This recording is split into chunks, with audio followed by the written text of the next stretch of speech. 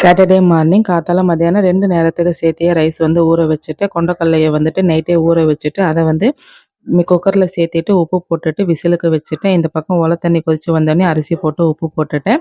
அதுக்கப்புறம் மிக்ஸி ஜார்ல வந்து தக்காளி, வெங்காயம், பூண்டு எல்லாத்தையும் ஒட்டுக்கா சேர்த்துட்டு கையோட தேங்காவையும் சின்ன சைஸ் அளவுக்கு தேங்காய் எடுத்து அதையும் சேர்த்துக்கிட்டேன். அதுக்கப்புறம் பார்த்துக்கிட்டிங்கன்னா மல்லித்தூள், மிளகாய்த்தூள், மஞ்சத்தூள், உப்புத்தூள் எல்லாத்தையும் ஒட்டுக்கா சேர்த்துட்டு குழம்பு கூட்டி வைக்கிறதுக்கு எல்லாத்தையும் ஃபைன் பேஸ்ட்டா அரைச்சி எடுத்து வந்துட்டேன்.